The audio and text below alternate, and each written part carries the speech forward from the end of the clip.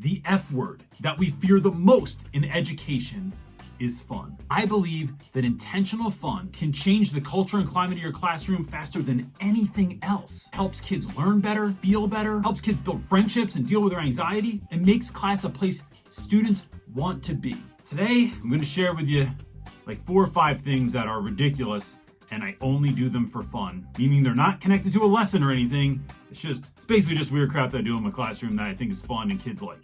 Here we go. As most of you know, I've talked about this many times. I shake every single kid's hand on the way into my classroom. A way to add fun into this by doing the same exact thing, but just making it a little bit different, is by using different hands to shake hands. So that could be a tiny hand. It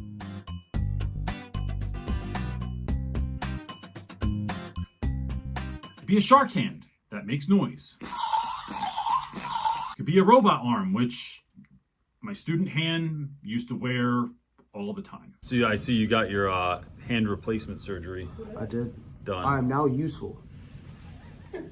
You're like the Tony Stark of West Philly. Exactly. I'm a visionary. All right. It could be a lobster claw. It could be a gorilla hand. It's on a stick with a little squeezy thing, which is also good for collecting papers. It could even be one of these weird fingertip. These are creepy. They're funny, but they're creepy. Another thing you may have seen if you read my book, Teach Your Class Off, available now on Amazon, is my trusty hand on a stick that I use to collect papers. I used to teach in a classroom that was so small that it only had 3 seats deep, so I could use this hand on a stick to reach back to collect papers, and I just kept using it in my classroom. I use it for high fives in the hallway. I use it for patting kids on the head or on the back and telling them good job. I use it for collecting papers, like I said, but it is definitely something that you use in class and kids go, Wait, Reynolds, what is that?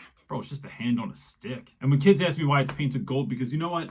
If Prince had a hand on a stick, it would be painted gold. Before we get into the next one, I gotta warn you that the last one is the weirdest thing I've ever shared on this channel, hands down. You have been warned.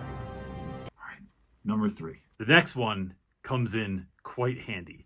It is this little take a number situation. So kids come up, and I lost a piece when I was moving to New Mexico, so I gotta find that. But kids come up, they see what number is on the screen here, and then they wait for their number that actually has a bunch of numbers. You can take them off and peel them off, and there's numbers and numbers and numbers in there. So if a student comes up and they want to talk to you about their grade, they want to talk to you about something that happened in class today, they want to ask you just some random question. If you're in the middle of something, hey man, that's great, I want to talk to you too. Can you take a number?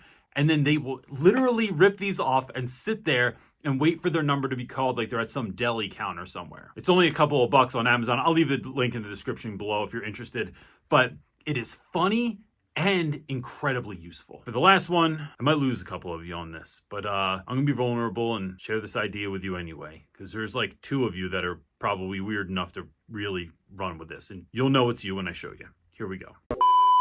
We interrupt this program to bring you a special report. There's a myth in education that if you, the teacher, do not implement strong classroom management practices right from the beginning of the year, you will miss your window and you will never be able to get your class back. It's over. We are screwed. And if you did attempt this monumental task of gaining control over your unruly class, it would not only be hard, but incredibly time-consuming and take all of the mental and physical energy you could muster. I'm gonna tell you something else.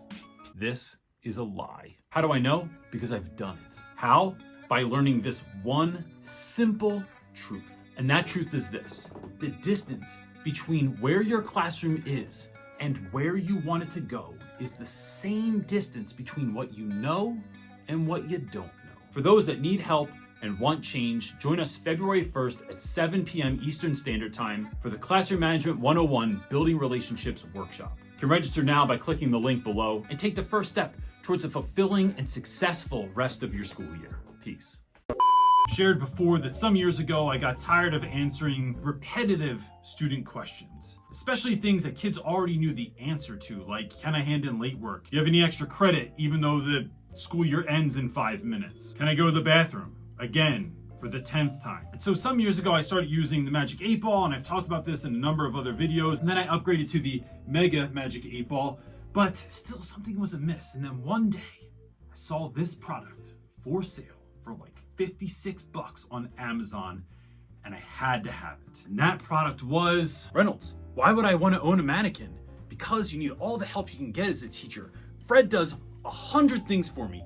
He answers students' questions that I don't want to answer. He will sometimes greet students at the door. He does hallway monitoring with me. He makes copies with me. And so here's how this normally plays out. A student that I know is just trying to get out of work, but wants to go to another classroom, asks me, Mr. Reynolds, can I go to Miss Cho's class? Aaron, that's a great question, but I'm in the middle of something. Would you mind asking Fred? The students will then go over and ask Fred. Excuse me, Fred, can I go to Miss Cho's class real quick? Reynolds, he's not saying anything to me. To which I reply, he must be in the middle of something. Ask him again in a few minutes. When I'm telling you this works, just like the 8-ball works, it works.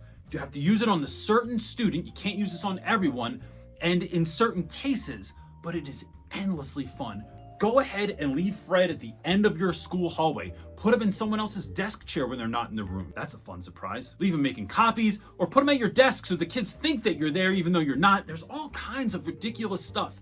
This doesn't add to education unless you think that climate and culture in your classroom, a spirit of fun, a spirit of never knowing what to expect in the classroom is actually going to add to kids' education, which it does. For those of you interested, I will leave links to all of this weird crap in the description below. If you stayed this long, please give this video a thumbs up and share it with someone that's as weird as you are. We'll see you next time, gang. Peace.